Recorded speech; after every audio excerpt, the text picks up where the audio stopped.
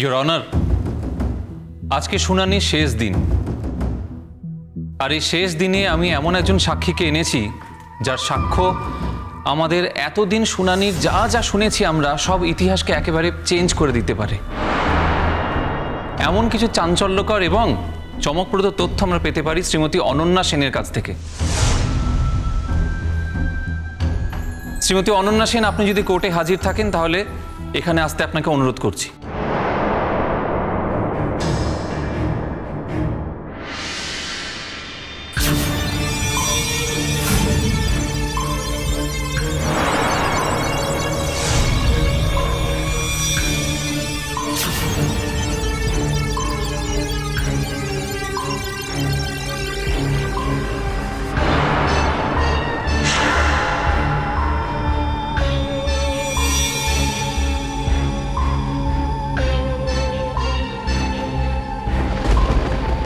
এই গীতা স্পর্শ করে বলুন, যাহা বলিব সত্য বলিব, সত্য বই মিথ্যা বলিব না।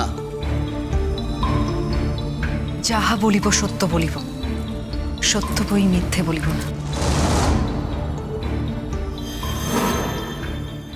উনি কে?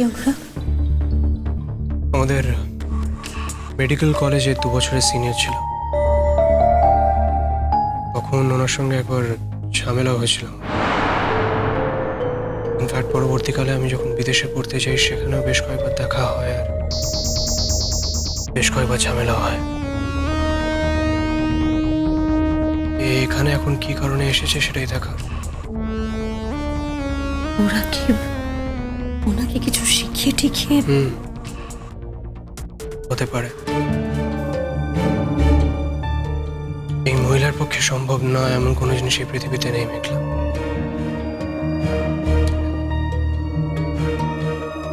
ওর সঙ্গে আমার বেশ কয়েকবার খুব খারাপ কিছু ঝামেলা হয়েছে। বেসিক্যালি এটা পড়াশোনায় ভালো ছিল, ভেরি স্টুডিয়াস, মানে খুব হার্ড ওয়ার্কিং, বুকিশ। কিন্তু কিছু মানুষের হয় না, খুব চেষ্টা করলেও এন্ড রেজাল্ট খুব একটা ভালো হয়ে ওঠে না। বিদেশে থাকাকালীন এমন বেশ কয়েকটা স্কোপ, বেশ কয়েকটা চান্স আমি পেয়েছি যেটা ওর হয়তো মনে হয়েছিল যে ওর পাওয়া উচিত ছিল। সেখান থেকেই মেজর ঝামেলাটা শুরু হয়।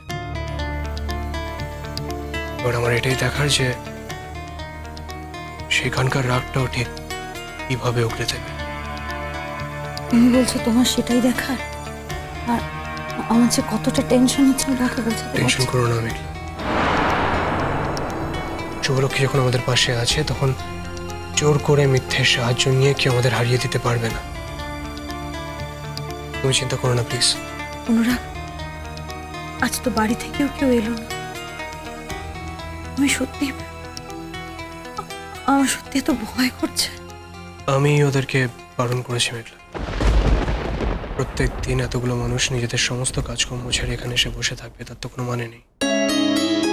আর তারা সবাই ব্যস্ত, তারা যথেষ্টভাবে ব্যস্ত, তাদের নিজেদের জরুরি কাজ আছে। এছাড়া এখানে এসে বসে থেকে কি করবে? এখানে তো ওদের কোনো কন্ট্রিবিউশন নেই।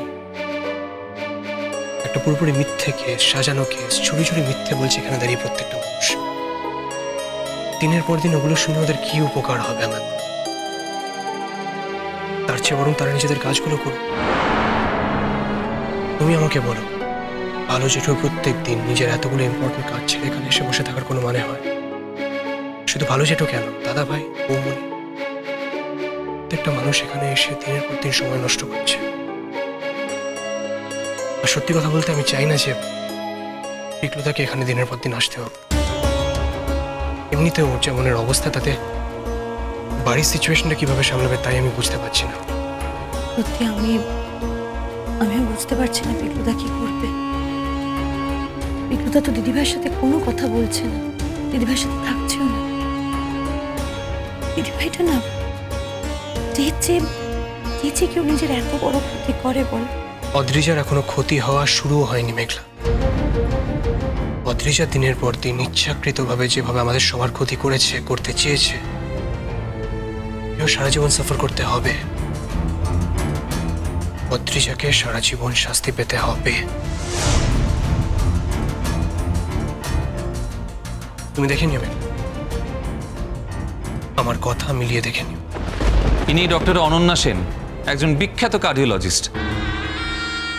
বিদেশে ছিলেন, সম্প্রতি দেশে ফিরেছেন। আজ এনার মুখ থেকে আমরা ডক্টর অনুরাগ ব্যানার্জি সম্পর্কে কিছু চাঞ্চল্যকর তথ্য শুনে নেব।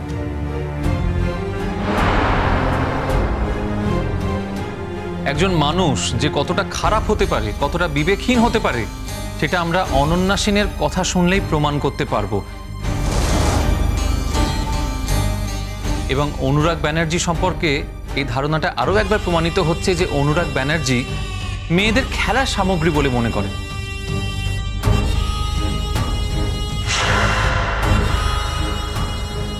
অনুরাগ কি বলতে চাইছে বলো তো? দাঁড়াও মেঘলা, শুনতে দাও কি বলছে।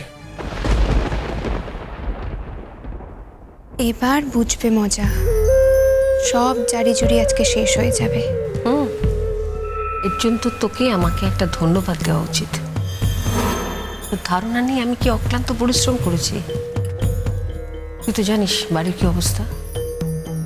জেঠুনের সাথে আমার কথাবার্তা একেবারে প্রায় বন্ধ হয়ে গেছে। তবু ও সমস্ত কেয়ার না করে শুধু আমি দিন রাত্রি খুঁজে বেরিয়েছি।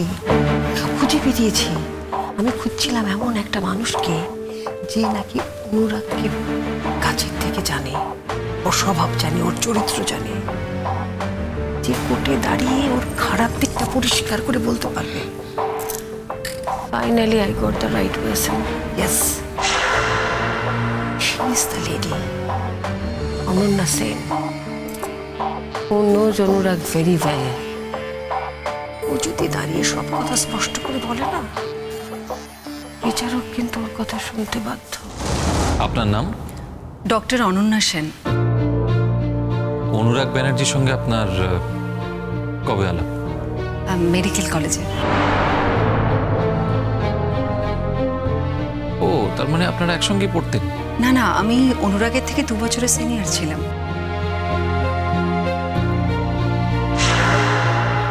অনুরাগ ব্যানার্জি সম্পর্কে আপনি কি এমন তথ্য জানেন যেগুলো আমাদের জানাতে চেয়েছেন নিজে থেকে? আপনি বলেছেন যে এই তথ্যগুলো জানা নাকি আমাদের পক্ষে খুব জরুরি। আপনি এমন কথাও বলেছেন যে সমাজের কাছে অনুরাগ ব্যানার্জিকে আপনি মানুষ হিসেবে চিহ্নিত করতে চান, তার মুখোশটা টেনে খুলে আসল মুখটা আপনি দেখাতে চান। কেন, মানে এক্স্যাক্টলি আপনি কি মিন করতে চেয়েছেন এই কথাগুলো বলে?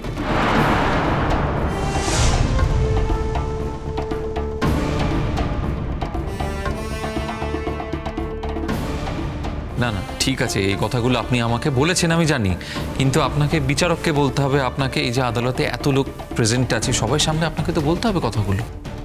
আমি বলার জন্য প্রস্তুত।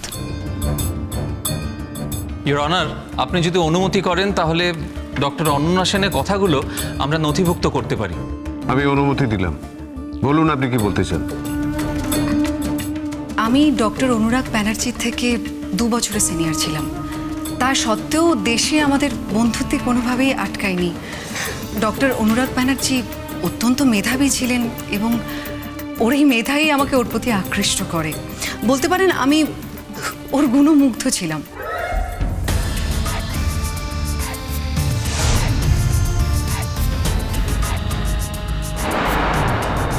ঘটনাক্রমে তার ঠিক কিছুদিন পরে আমি বিলেতে চলে যাই এবং তারও কয়েক মাস পরে অনুরাগও বিলেতে যায় এবং আমাদের আবার দেখা হয় বিলেতে।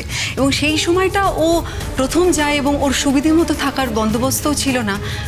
ওই আমাকে প্রস্তাব করে যে, মানে প্রস্তাব দেয় যে আমার অ্যাপার্টমেন্টটাও শেয়ার করতে চায়। আর মহামান্য আদালত, আমি তো বলেইছি যে আমি প্রবলভাবে ওর প্রতি দুর্বল ছিলাম। আমি সানন্দে রাজি হয়ে যাই এবং আমরা দুজনে একসাথে থাকতেও শুরু করি। আর ঠিক তার কিছুদিন পরেই অনুরাগ আমাকে ওর মনের কথাটা বলে।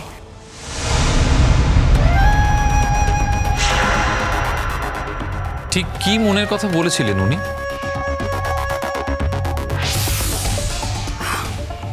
অনুরাগ বলেছিল যে ও নাকি মেডিকেল কলেজে পড়াকালীনই আমাকে খুব ভালোবাসতো। আসলে আমি তো ওর থেকে 2 বছরের সিনিয়র ছিলাম, সেজন্য ও আর বলার সাহস পাইনি আমাকে। তো আজকে যখন বিদেশে এসে একসাথেই আছি, তখন ওর মনে হয়েছিল যে আজকে সত্যি কথাটাও যদি আমার কাছে স্বীকার না করে তাহলে ওর নিজের কাছে অন্যায় করা হবে। Don't you lie, don't lie. কোর্টের সামনে মিথ্যা কথা বলো না প্লিজ, প্লিজ ডোন্ট লাই। আপনি থামুন, বসুন।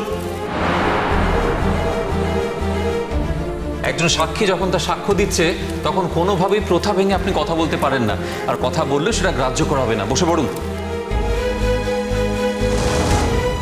ডক্টর ব্যানার্জি, আপনি বসুন প্লিজ, প্লিজ বসুন। আপনার হয়ে কথা বলার জন্য আমি আছি, এখানে অপেক্ষা করছি। যেটা সত্যি সেটাই প্রকাশ পাবে, যেটা মিথ্যে সেটা নয়।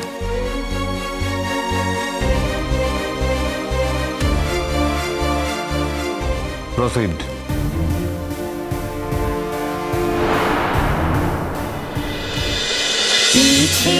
নদী